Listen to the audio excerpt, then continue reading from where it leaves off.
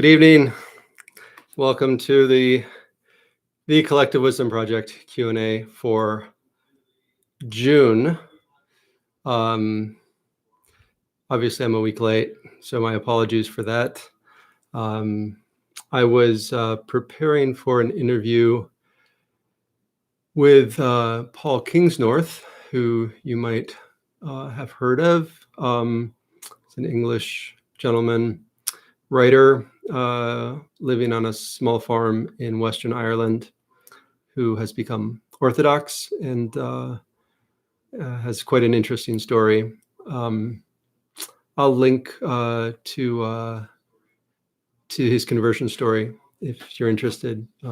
He published it in First Things. It's an article called "The Cross and the Machine." So thank you, Rui Duarte de Andrade Aldao. I'm sure I didn't pronounce that properly, but thank you for being here. And Lorinda, hello, good to see you again. And hello, Adrian from Ontario. Good to see you all. There's a few others who are in following as well. So I have a better audio setup for the first time. Finally set up my audio recorder properly this time, and the image is not great, but that's something I need to work on. Anyway, and I can see all the comments this time, so it's all an improvement from previous Q&As. So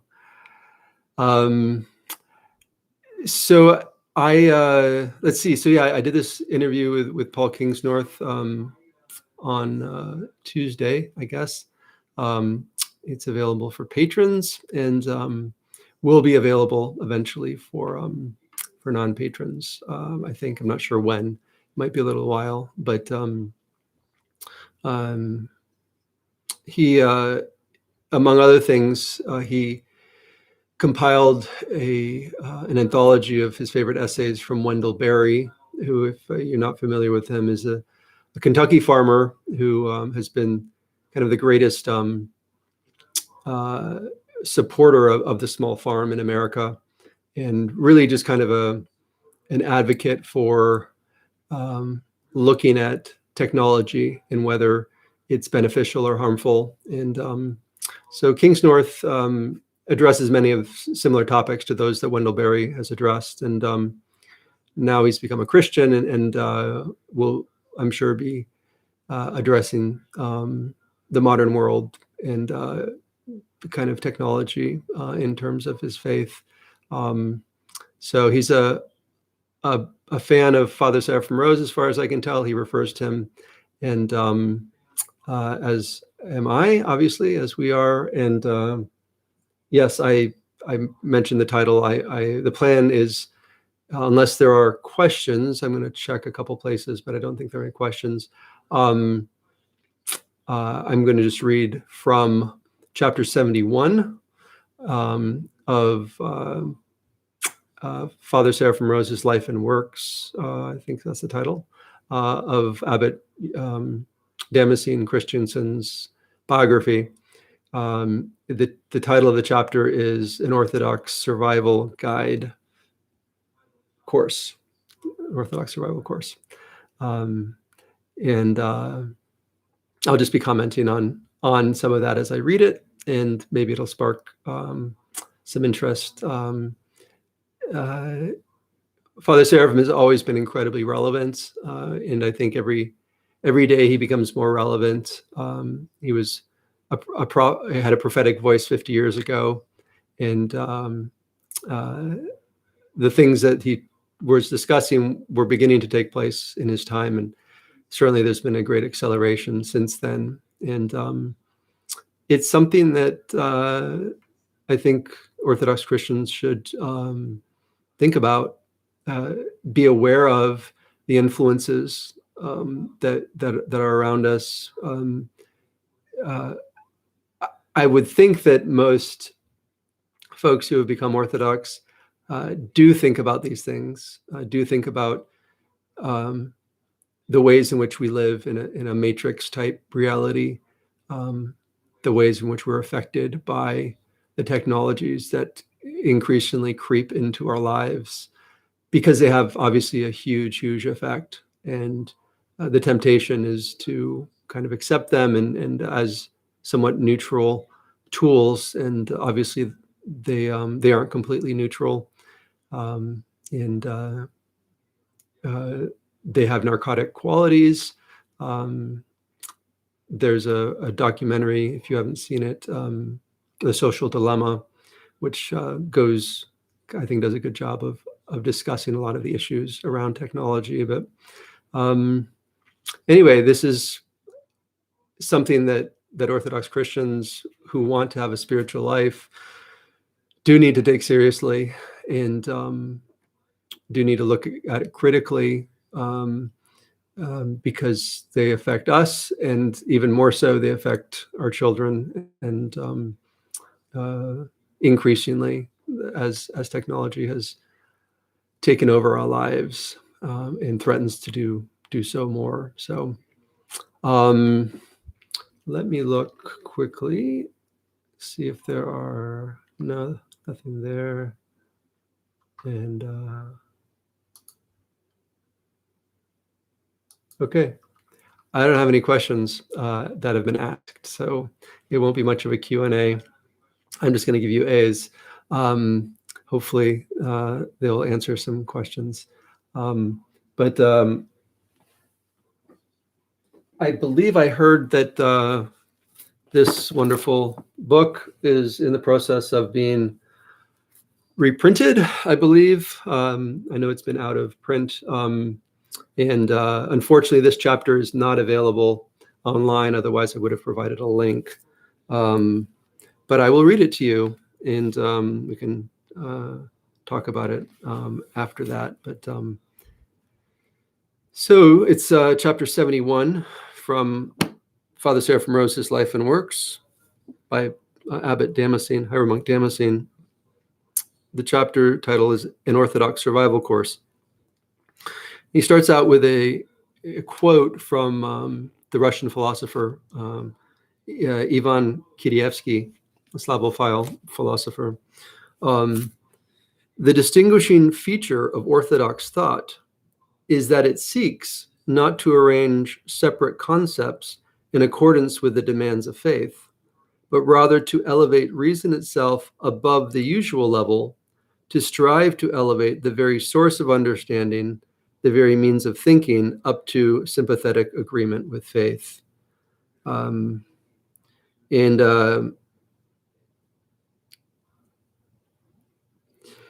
This is, and he gets into it a bit more deeply, but this is something that Kingsnorth has talked about quite a bit. And if you get the chance to check out his latest essay, blog post, he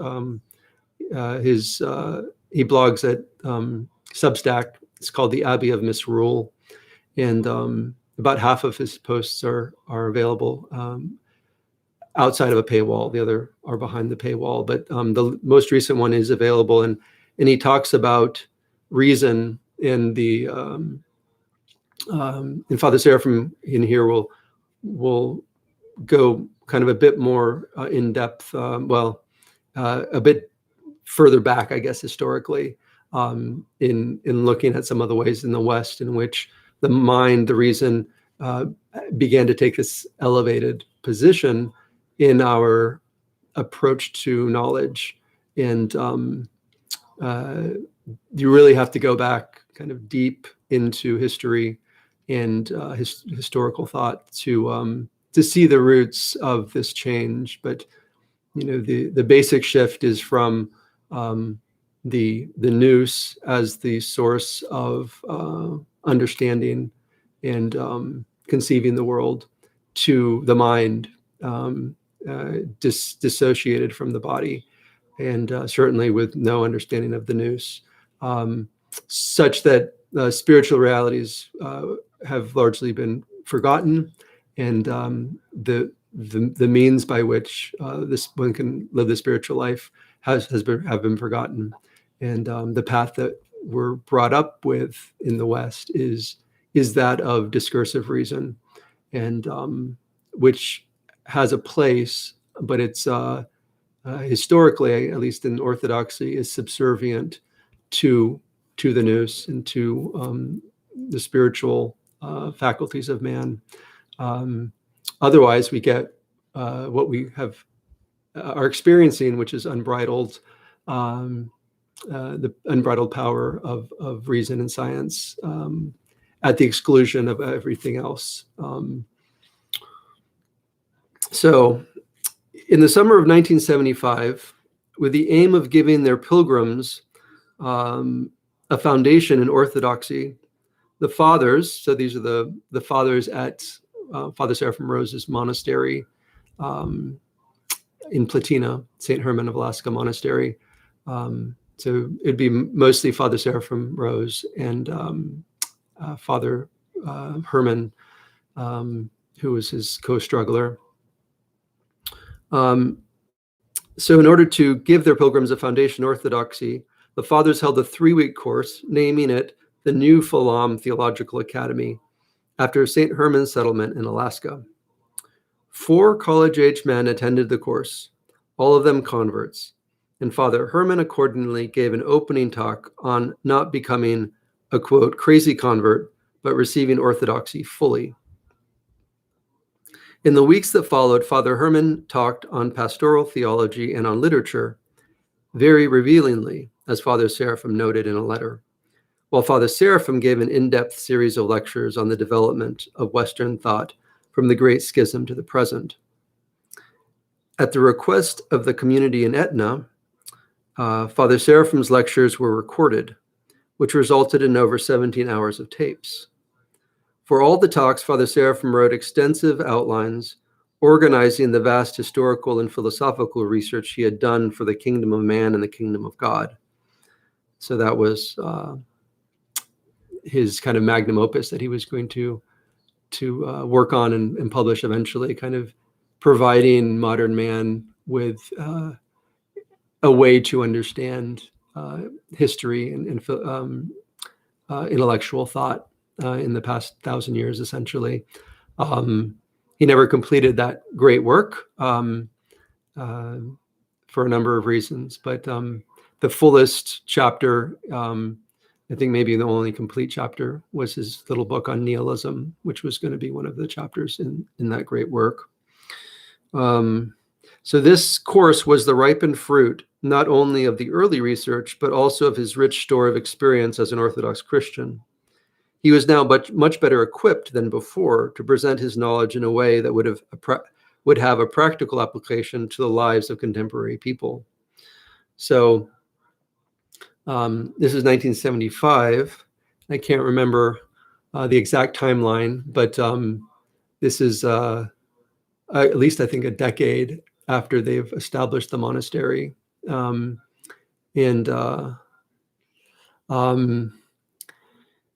So, and this is what Abbot Damascene kind of talks about later on, is that in time, Father Seraphim, the reason he didn't pursue completing this kind of academic intellectual work was that he felt that the most important thing he could do was to inspire in those around him a love for orthodoxy and a deeper embrace of the faith, and that the intellectual pursuits were important but secondary.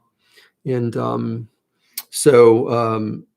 and then he also, sensed that, having now been Orthodox, again, I can't recall the timeline, but it's probably 12, 15 years, I guess, since he found Orthodoxy, that he understood it better than he was when he was a young man, and was therefore better able to actually talk about it. I think he regretted some of his earlier writings, which were more polemical. He called his lecture series a survival course because of his belief that in order for people to survive as Orthodox Christians nowadays, they had to understand the apostasy, to know why the modern age is the way it is. In order to protect oneself, one must have an idea of the strategy of one's enemy. Father Seraphim also called his classes quote, "A Course in Orthodox Self-Defense."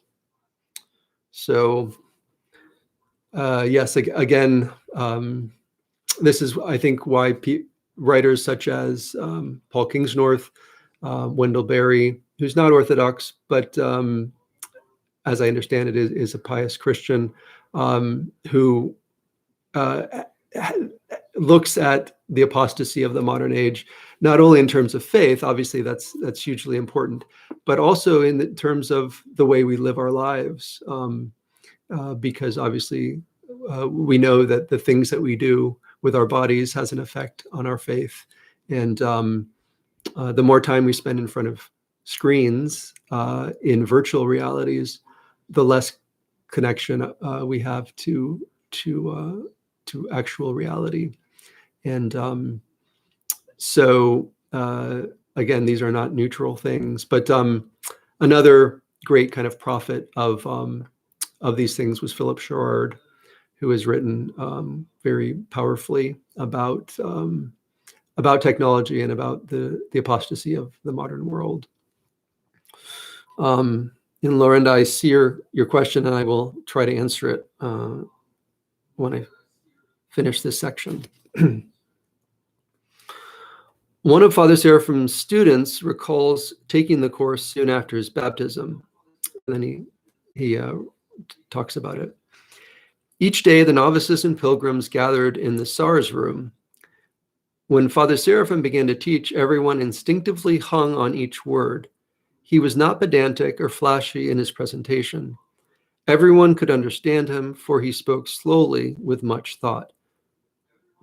One of the byproducts of our study was to read secular sources. We were driven to the Shasta County Public Library to check out many books. These were our texts. So, yeah, kind of going back to certainly Wendell Berry, who's not necessarily an Orthodox Christian. As Father Seraphim realized, there are fine people doing, very thoughtful people who provide very helpful criticism of the modern world, and with whom Orthodox Christians would agree about the many of the diseases caused by technology and the modern economic system, the hyper individualism that we have, which are ultimately all fruits of increased selfishness and desire to free ourselves supposedly from the shackles of the past and of biology and so on. But so anyway, there's much useful critique, and this is one of the things that I'm finding particularly helpful in Paul Kingsnorth is that he talks a lot about this history and why kind of tries to explain how we've gotten to where we've gotten. And so let's see. Lorinda asked about miracles attributed to Father Seraphim Rose. I have heard about appearances of Father Seraphim to people, mostly at the monastery there in California.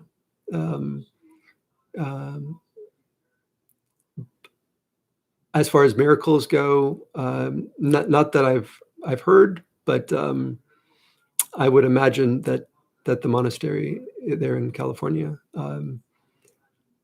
has had them, and so God willing, they'll publish, maybe in a future edition. Actually, you know what? At the back of this book, now that I think about it, it's been a while since I've read the whole thing cover to cover, but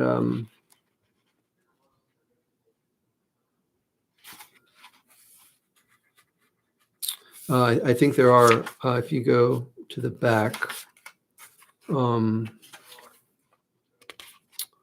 there have been icons made, and he is certainly venerated, revered throughout the Orthodox world, certainly in Russia, on Mount Athos in Romania.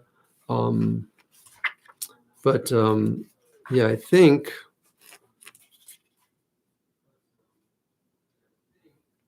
yeah. If you maybe on a future Q&A, I'll read chapter 104 with the saints.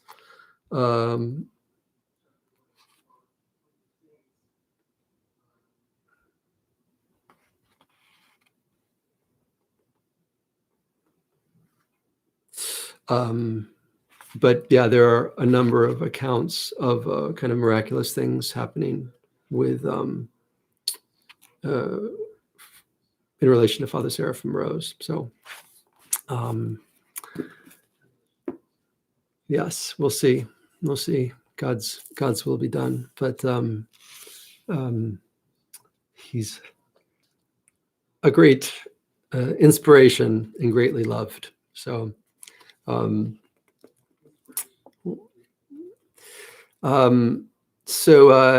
going to continue just a little bit.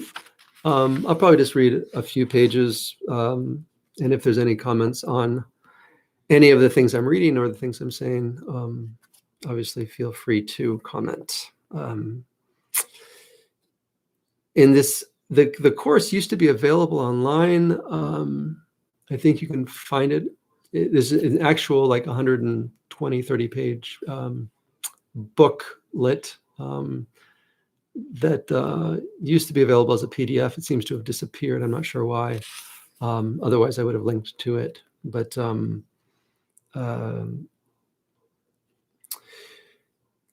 this obviously is not the course. It is just what Abbot Damascene did with this biography was to kind of go through all of the things that Father Seraphim produced over the years, his books, his articles, his translations, all of his kind of intellectual efforts, and his spiritual works as well. I mean, it's historical. It's a huge book, over 1,000 pages.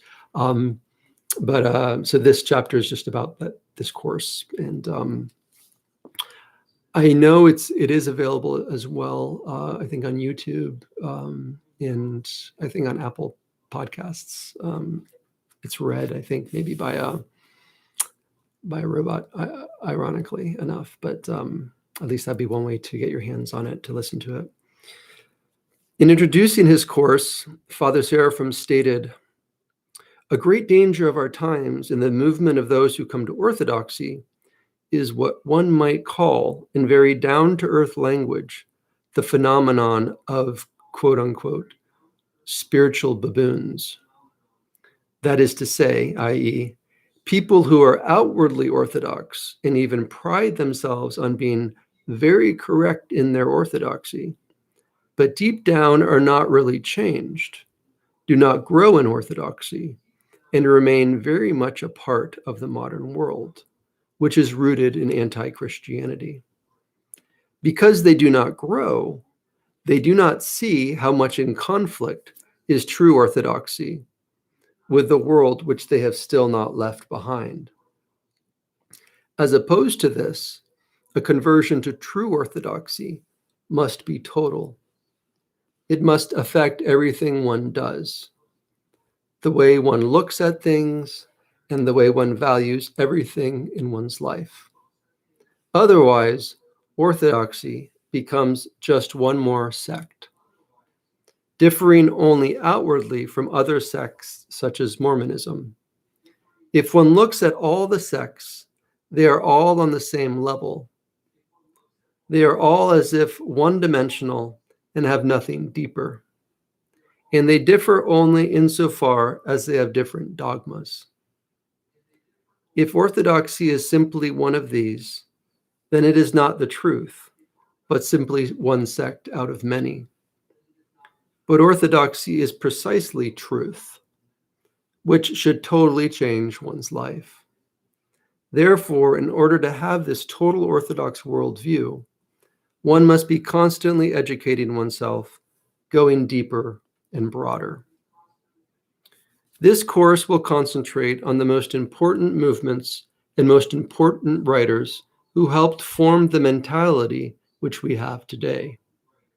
If one is not aware of all this, one can still be orthodox, of course, but one is running a great danger, because the movements of thought around one, which have been formed over the last 8 or 9 centuries, affect one directly, and one cannot know how to answer them without knowing where they are right, where they are wrong, and how they have arisen.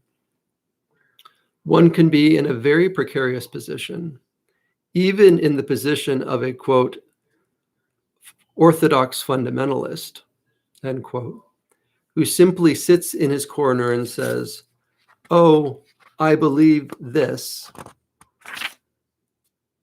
and everything else is evil."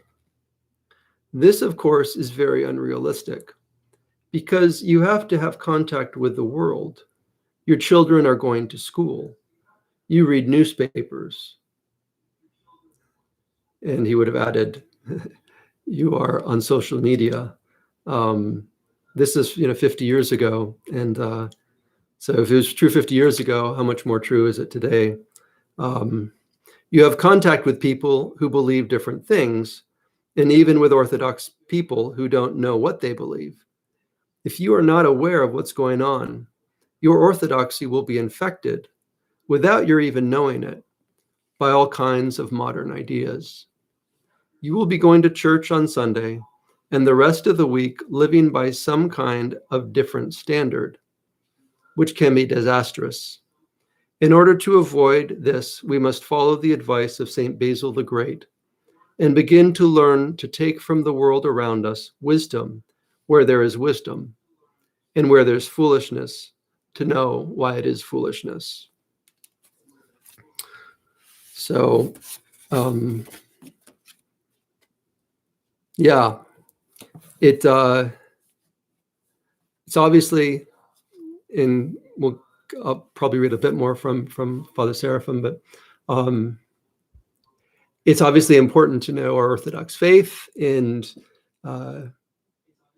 to read spiritual texts, but in a lot of ways, we need to understand, as Father Seraphim says, the world that surrounds us. As I said, we need to understand that we are in a matrix, that we've been born into a matrix. And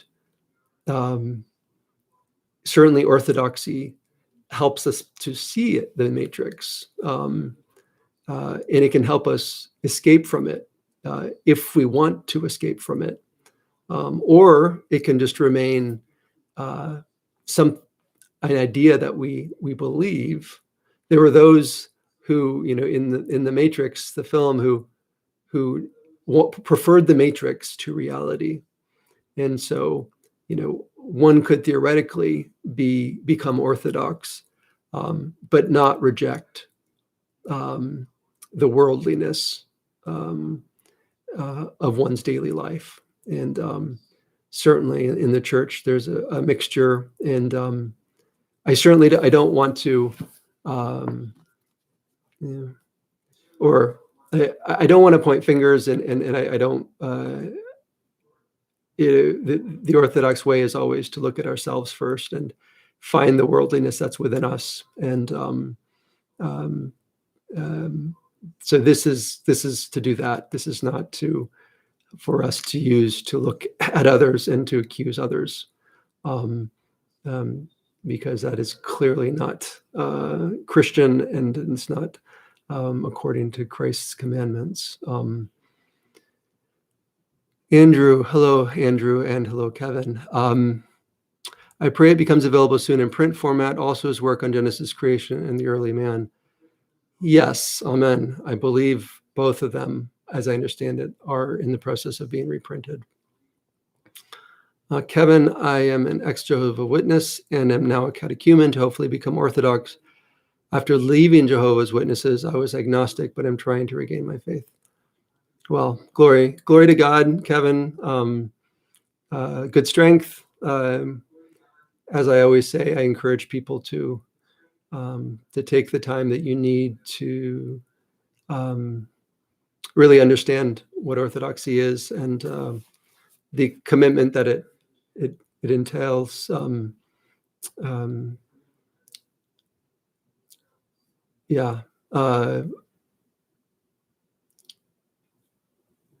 There's a time, obviously, at which a person needs to make the commitment, and it's between you and your priest. But I pray that the catechumenate period will be helpful for you, and that you'll be able to get grounded well before you formally become Orthodox. Obviously, you can only kind of go a certain depth into Orthodoxy before becoming Orthodox. But Stephen A. It seems Father Seraphim always pointed towards the Holy Fathers and elders of the past to follow safely. Are there modern elders who understand modern society and its challenges that are good to read? Well, Father Seraphim's really the one. I mean, that's not it's not true that he's the only one. He's particularly helpful, I think, to modern people and especially Americans. If you don't have this book, it's definitely a book that I think should almost be required reading for American catechumens. He touches on so many issues that are helpful and provides a really kind of inspiring path. And Abbot Damascene does a wonderful job of describing that struggle that he had, and both intellectual and spiritual. So I wrote a book called Precious Vessels of the Holy Spirit. You go to protectingveil.com, you can find it, or go to Amazon. And it tells the lives and has many of the counsels of 8 contemporary elders, most of whom have been canonized since I published the book. So that's a good introduction to the Greek elders. Father Sophrony, Saint Sophrony of Essex, Mount Athos initially, and then Essex, the spiritual son of Saint Silouan the Athonite, is a incredible person to read. I think his biography of his elder, Saint Silouan, is called Saint Silouan the Athonite, and you can buy it from St. Vladimir's. Also, if you want, through Amazon, certainly, but it's published by St. Vladimir's. That book probably has just about everything that any Orthodox Christian would actually need, I think. And he speaks in a language and in a way, I think, that's particularly helpful for modern man. So Saint Sophrony, I think, is one of the great elders of our time. And he was Russian, but spent a lot of time in the West as well. And the last 30 years, 40 years of his life, he was in the West. So he was on Athos for a couple decades. Yeah, Saint Sophrony, and then certainly, Elder Paisios, Saint Paisios. There are many books written by him, or books that have been compiled from his talks that he gave and so on, that are really beneficial. So there's a lot of contemporary works, and in a lot of ways, it's the best place to start, and then kind of work your way backwards, because certainly the further you get back into history, if you go back to the 4th, 5th century, many of the fathers are very accessible, especially like St. John Chrysostom, St. Basil the Great, some of them, the ones who were pastors. Some of the fathers are much more difficult to understand, and but the contemporary elders and saints are the ones that really help contextualize the faith, and they're very, very important for sure. Kyle, Father Seraphim often spoke of the super-corrects and their traditionalism. I understand his criticism of the super-corrects in relation to their views of evolution. But as for traditionalism,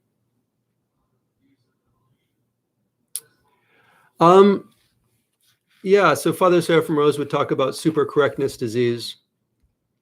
And, in a variety of places in the biography, Abbot Damascene talks about,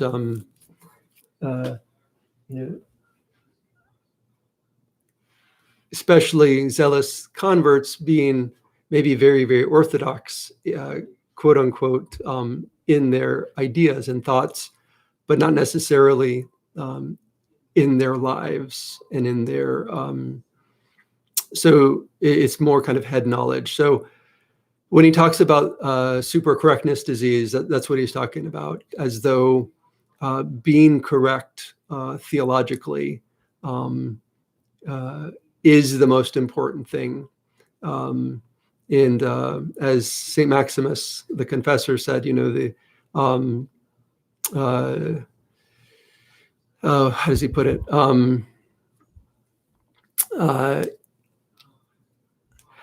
Essentially, that the demons also have correct theology. I can't remember the way he put it exactly, but so just having the right ideas and knowledge isn't enough. If one doesn't live the things that Orthodoxy teaches, then super-correctness, being Orthodox, actually ends up being a disease rather than a cure. And so this is, I think, what happened with Father Seraphim Rose, and it's one of the reasons that I think his life is so helpful, because you can see the arc that his life took from super-correctness. He was very, very smart, and he understood the theology of the church very well. And early on, he was very zealous. But I think he would look back on those years and say that there was a certain zeal without knowledge that he had, and I think he regretted some of the arguments that he got into. And but he was a great soul, and moved on from there and moved more deeply into Orthodoxy. And so I think that's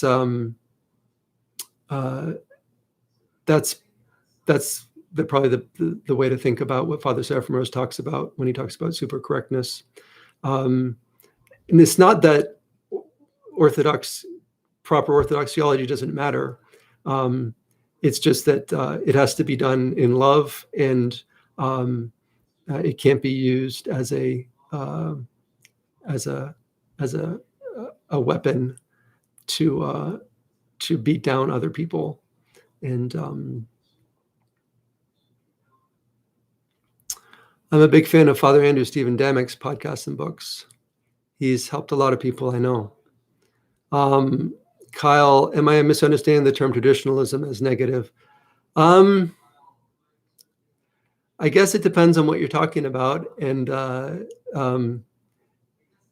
certainly Orthodoxy, is traditional, and you could say maximalist as far as the tradition goes. But it's not this dead external thing. It has to be lived, and it can't be just something that we think about and use as a tool. And this is the temptation, when one comes into Orthodoxy, is to,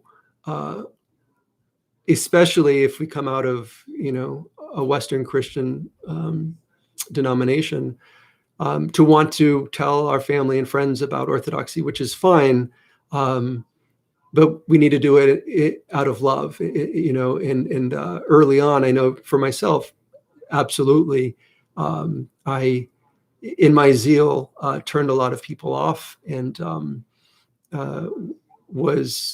had zeal not according to knowledge. I think that's a normal stage in the convert process, and we just kind of need to move beyond it, and to where we focus on ourselves. And and then ask ourselves, these things that we say we believe, are they only in the head, or are we living them? Do we actually understand them with our heart?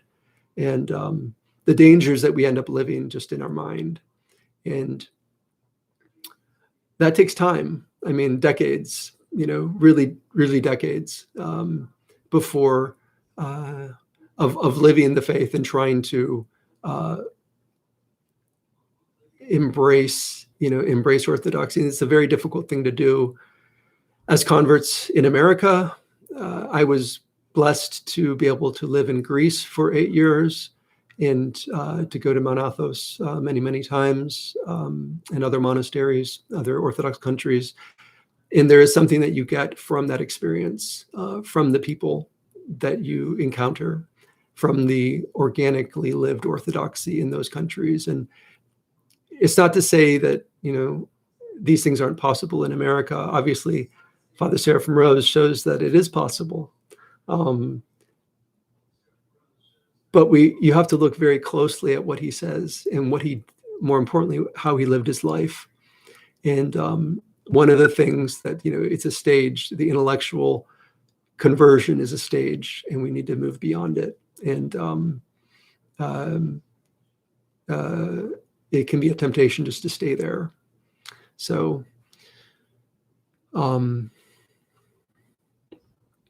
Steve Kelly, I definitely need to work on my Orthodox practice now that I've worked out my theology and become Orthodox. That's for sure. Well, Steve, we all do. This is the wonderful thing about it is, decades in, you will continue to hopefully feel more and more like a child. And I think this is one of the many mysteries of Christianity and Christ's words, unless you become like a child, you can't enter the kingdom of heaven.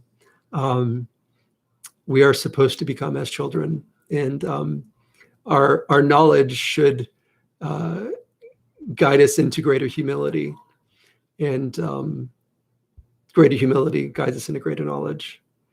And that should be a continuous process. And I think it's an eternal process. And that's the important thing to understand and to learn and to live. Because if you don't get on that path of kind of selflessness and focus on the acquisition of the humility of Christ, then there's no path forward. That is the path forward. The cross is the path forward. The crucifixion of our minds. And there's one of the many wonderful quotes that Father Seraphim Rose has. It's been a while since I came across it. It's somewhere. I might be able to find it through the index quickly. But the gist of the quote was, when I became a Christian, I crucified my mind. And that cross, the crucifixion of my mind, has become a source of the greatest joy and rebirth. And for someone like Father Seraphim Rose to do that, because he really was a smart guy, like he was a great intellect. He was, before he became Christian, he was translating texts from ancient Chinese. When he became Orthodox, I think he maybe had already learned Russian, but he translated from Slavonic and Russian sources into English. He spoke many languages. He was better read than most people, but he also realized that life of the mind was a stumbling block ultimately, and so he crucified his mind so as to be able to pick up the cross that Christ had for him and actually enter into orthodoxy experientially. So anyway, Steve, all to say, it's a constant battle. And if we start to look for those crosses, we will start to see them. God will provide them for us when he sees that we desire them. And absolutely no question. Life is full of crosses. And one of the great things about Christianity is that not only does it give us this kind of the community and the tools, the spiritual path, but it exalts the cross, right? So the things that really are the hardest to embrace in this life turn out to be the very source of our salvation and of our rebirth. And the things that crush people that don't have Christ become the source of rebirth for us. So there is nothing to fear except sin, as the fathers say. The only thing that a Christian has to fear is sin. And everything else God can use for his purposes. Eric, knowledge equals epignosis. Yes, knowledge of self. Experiential knowledge. I struggle with this myself, as zeal not according to an experiential knowledge. I'm trying to live orthodoxy, then speak about it. It's a temptation. It's a temptation, Eric. Absolutely. It's good, one of the Desert Fathers, was it St. Macarius maybe, said, it's a greater miracle to see one's own sin than to raise the dead. And so if you see that this is a stumbling block, like, that's huge. And most people don't see it that way. Most people don't understand that it's getting in the way of a spiritual life. So being able to see it is huge. I'm a recent convert from non-denominational evangelicalism. That was me as well, more or less. I was Anglican and Catholic as an infant, or for my first 14 years, I guess. So I don't really remember Catholicism too well, but I went to Wheaton College near Chicago. Live simply and without thinking too much, like a child with his father. Faith without too much thinking works wonders. St. Paisius. Yep. And it's hard for modern man. It's a great temptation. And I certainly have it. I have a PhD in theology, and I love to read, and I love to talk about ideas. And that's okay. But it can't be everything, and it can't be an idol. Everything can become an idol. And it shouldn't get in the way of, and it can certainly get in the way of spiritual growth. So there's a time for all things, as Ecclesiastes says, and as I'm finding, there are seasons in life, and when one can be a student, and or when one can be a catechumen, take advantage of it. Take advantage of the opportunity to study and to have conversations and stuff, because then you need to move on to more adult things. And there are. I remember being struck. I think it was Einstein who said, essentially, at a certain point, you needed to stop reading and needed to start doing. And I don't know the context for that quote. I know a lot of things have been attributed to Einstein that he didn't actually say. So kind of like Mark Twain. So maybe he didn't say that, but the idea is, at a certain point, knowledge, external knowledge, can get in the way of internal knowledge. And explain crucifixion of the mind more, please.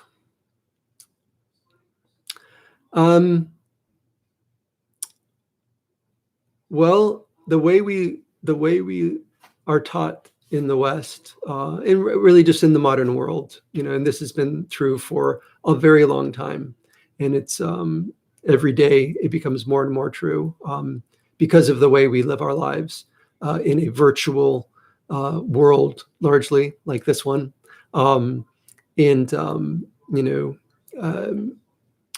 the less relationship that we have with our bodies, and the more focus there is on the mind, and the mind kind of as consciousness. That knowledge is fine, but it's rudimentary, right? The knowledge that we get about God from the natural world is fine. It's important, but at a certain point, it points beyond, right? It's like the icon. The icon isn't the saint, but it relates to the saint. Like, it tells you the saint's there. He's just in a different reality. And so the spiritual faculty, the nous, and kind of the whole spiritual path is one that helps us come to spiritual knowledge and understanding. And the mind can get in the way, especially, with modern atheism and the questions that it raises about how you know things. The whole kind of epistemology, the theory of knowing, the way we know things, is really just focused on the mind and doesn't take into consider the spiritual faculties of man. So the knowledge of the mind can get us to the right place. Bishop Callistos in the Orthodox way, I think maybe at the very beginning, and I can't recall if it's his analogy or if he's quoting someone else, but he talks about the map of the city not being the city, and the map is essentially like rational knowledge, and it can help us to understand the contours of the city. But in order to actually understand the city, we have to put the map aside and enter the city. And so hopefully that helps. Not me.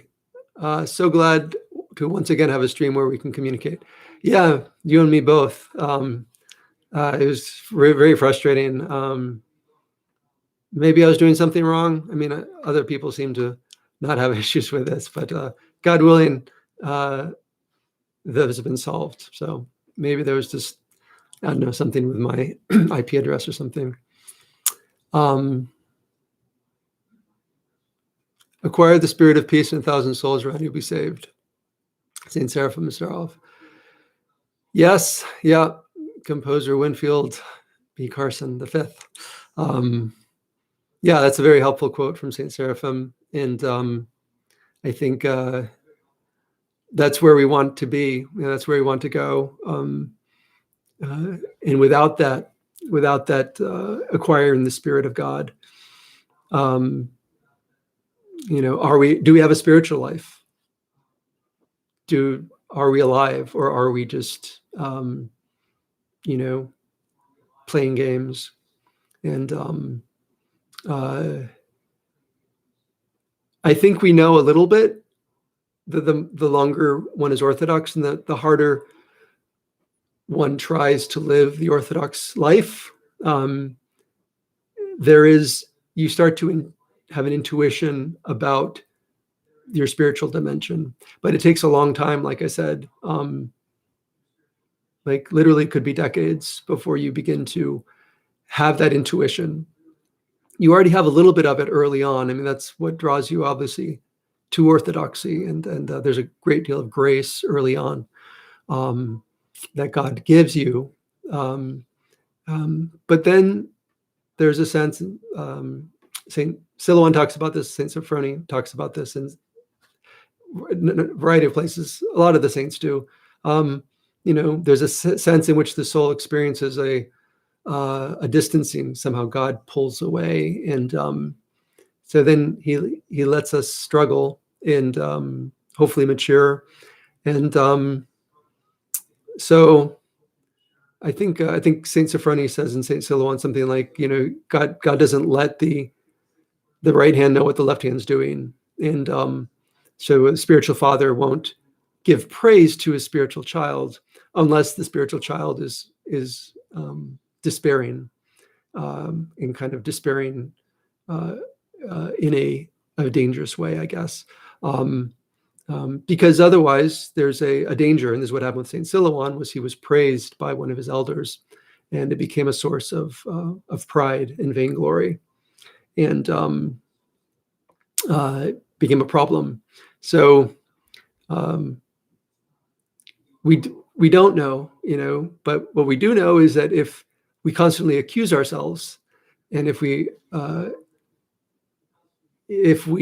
really accept that we are the greatest of sinners, and not in a sickly kind of way, but in a spiritual way, really seeing how difficult it is for each of us to do good things, even if we aren't necessarily externally doing bad things, pray, not being able to pray as we should, not being able to fast as we should, not being able to love our neighbors, our children, our parents, as we should. Not to say our enemies and those who have caused us pain. So there are always things to help us be humble. There are always ways in which we fail, and that's it. That's the path. The path is searching for our weaknesses and asking for God's mercy in the face of them, and which is, again, brings us back to this quote from, like I said, I think of Saint Macarius. Is a greater miracle for one to see one's sins than to raise the dead.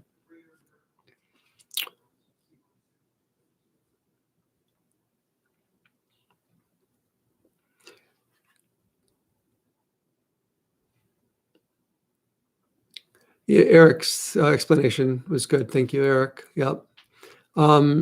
Any thoughts on Orthodox apologetics, a proper, improper way of going about it?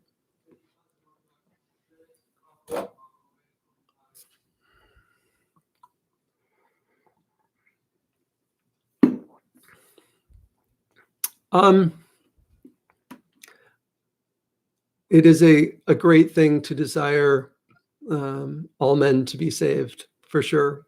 And the desire for that always needs to come from love. And I think it's important that anyone doing that kind of work have a close relationship with the spiritual father, who's given the blessing for that work. I don't think it's for everybody, and I don't think it's it's probably something that, and I haven't thought a lot about this, but it would seem like it would be wise for the person doing the apologetics to have been Orthodox for a while. I think the temptation, and I think, if you read Father Seraphim Rose, I think, you can find a lot of support for this idea. The temptation is that that one uses this knowledge as a weapon rather than as a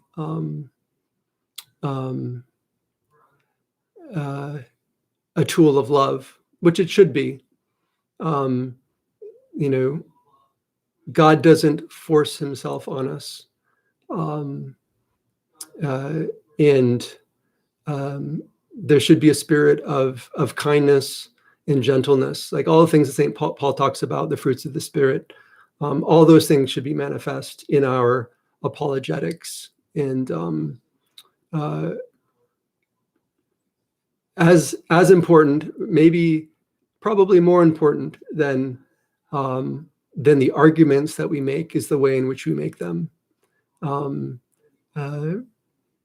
People are going to be attracted to us, like Saint Seraphim says, attract the spirit of peace, and thousands will find their way to the church, will be saved. So I think apologetics, you can't forget that aspect of the faith. You can't just say, well, that's for monastics. Like it's not. It's for everybody.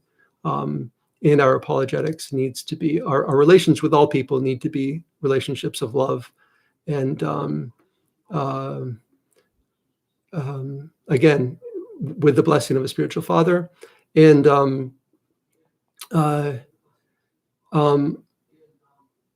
and done, with the desire to,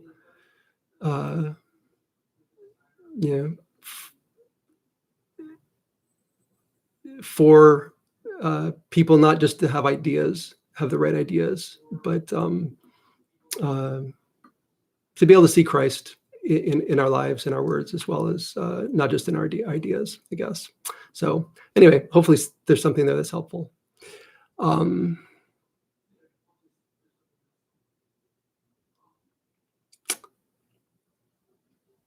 Tamara, hello. I was chrismated 2 years ago and began watching your channel as a catechumen. Thank you. Glory to God. Thank you for sticking around, and may God grant you many years. It's a blessing to hear from people who have benefited from the videos. So, Chivery Bob, what do you think about the modern Orthodox elders who, when asked about mental illness, tend to immediately say it's all a result of demonic influence?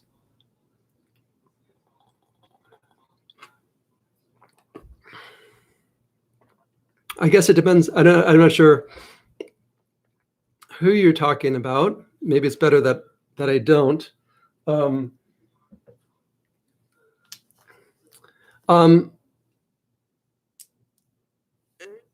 This is a big topic, and obviously I wrote a book on the elders, contemporary elders, and I guess I lived in Greece for 8 years, and was greatly blessed by many visits to monastics, to monasteries, and but what you find the longer you are in orthodoxy, and the deeper you go into orthodoxy, is that everyone has a blind spot. St. Anthony the Great, arguably the greatest monastic, certainly considered the father of monasticism, and how do you compare the saints of old to the saints of today? But at least according to the prophecies of the Desert Fathers, the saints of their age were much stronger than the Christians of our day. So even St. Anthony, in the great flowering of desert monasticism, insisted that he always have someone to be in obedience to, because he realized that he wasn't without flaw, and he was told about this cobbler in Alexandria, that there was a person in Alexandria who had attained greater spiritual heights than him, and he was like, well, who is this person? I can't. What more can I do? How could I suffer more for you, Christ? And so he was directed to this shoemaker in Alexandria, who essentially pointed him again towards humility as the way to Christ. And so, all to say, not everything the elders and saints say is necessarily true. And the tradition of the church is we have ecumenical councils for a reason, right? And so it does become a little bit hard to discern these things sometimes. But there are some basic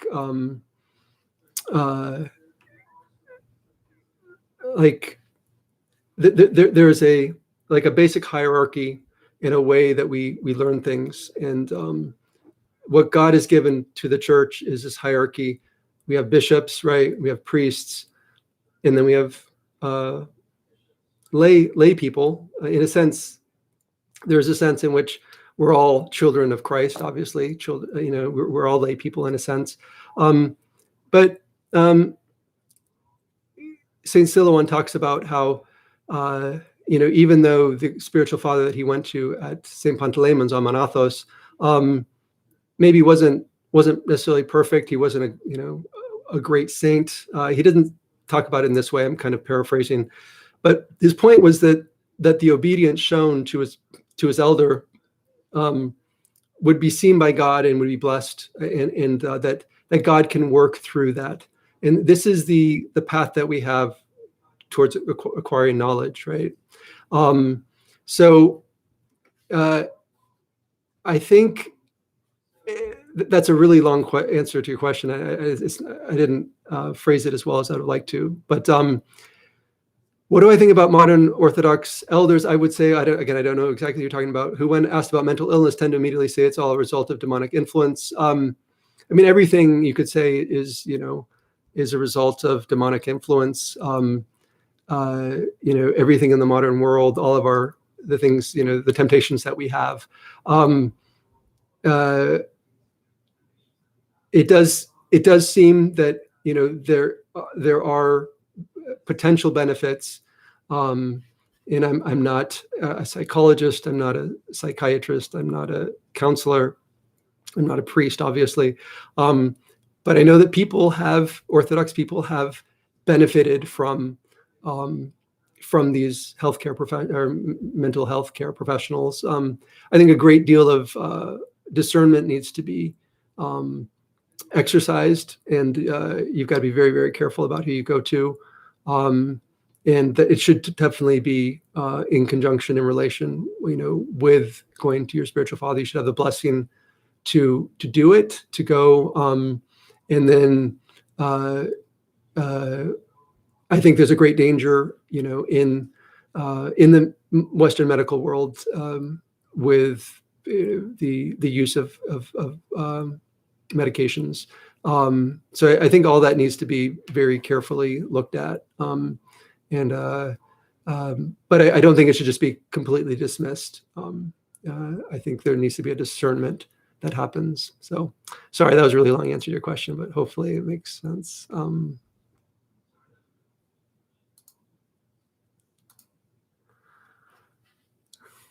Hello, thank you. So I think I've mostly answered or addressed your questions. Let me see if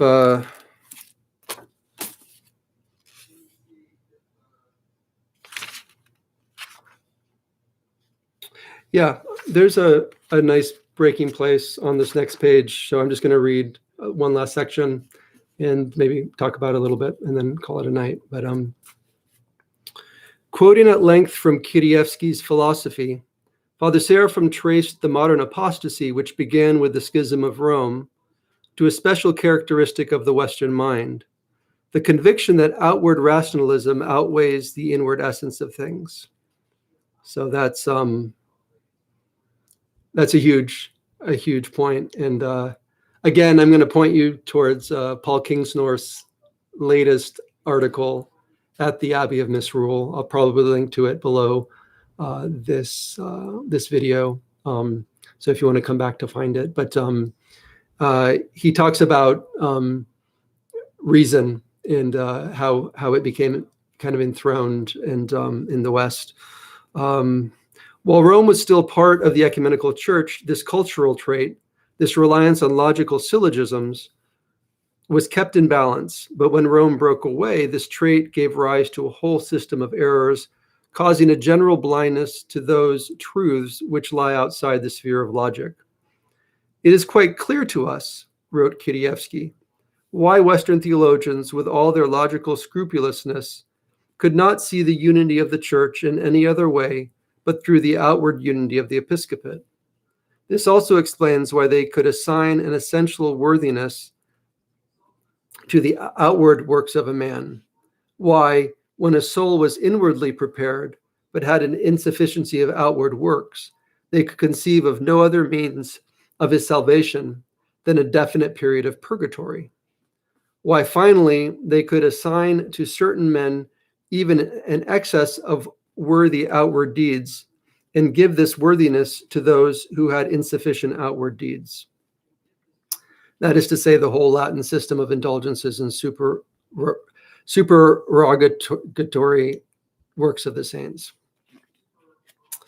Father Seraphim speculated that throughout history, the devil had been trying various instruments, various cultural mentalities by which to form the apostasy.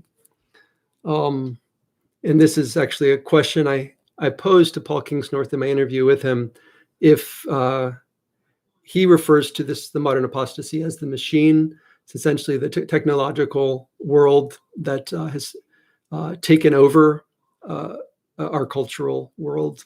And so I asked him if the reason behind the machine, the creation of it, was essentially to destroy man's capacity for spiritual understanding. Anyway, that is something I think that is a question that Father Seraphim obviously talks about here, and I think is worth looking at.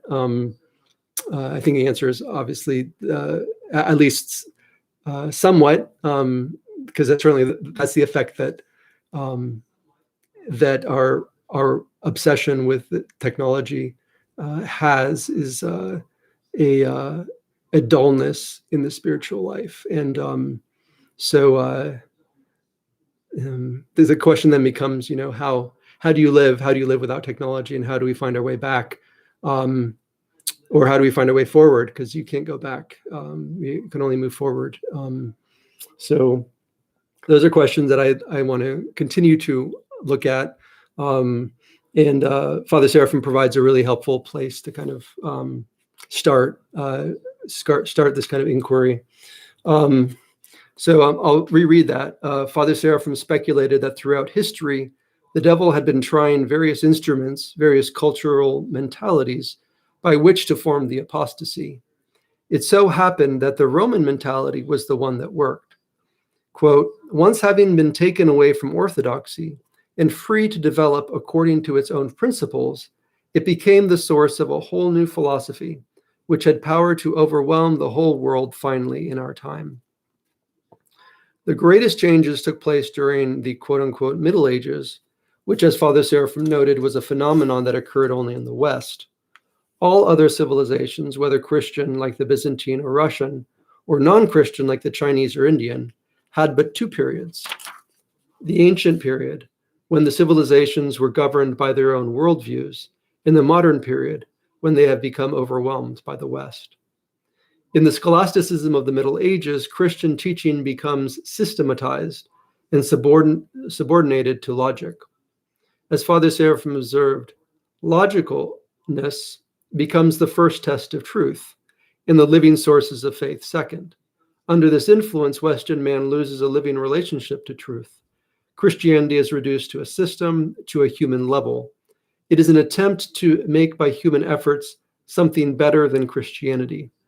Anselm's proof of God's existence is an example.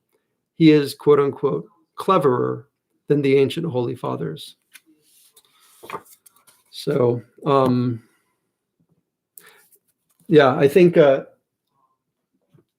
it's important to go back to that. There's something obviously Father Seraphim Rose saw 50 years ago, and I don't think he was alone in it. There were others that helped him see this, and I may talk about them at some point. Maybe not here. I'm actually thinking about doing another channel, which would be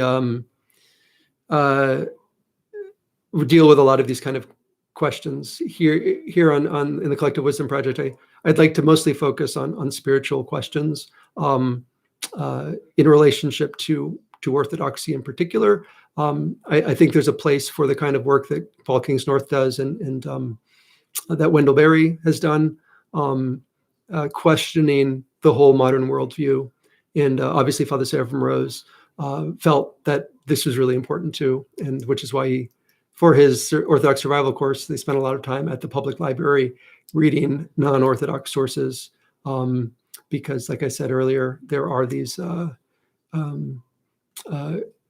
very intelligent and intuitive thinkers who see the problems with the modern age, and I think they are also people who are seeking God, and a conversation can be had in the same way that the early fathers were talking to the pagan philosophers, using their language and using their concepts to help them understand Christianity. I think that kind of conversation can be had and can be very fruitful. So anyway, that's something to look for, God willing, in the next 6 months to a year, maybe. But this has been lovely as always, and thank you for being here. And I think we'll probably continue with Father Seraphim in a month's time. Actually, 3 weeks, I guess. I was late. This is a week late. So God willing, I'll be on time at the end of this month. So last Monday in July. And we'll continue to the conversation, hopefully. So thank you for being here, and have a blessed week. Take care.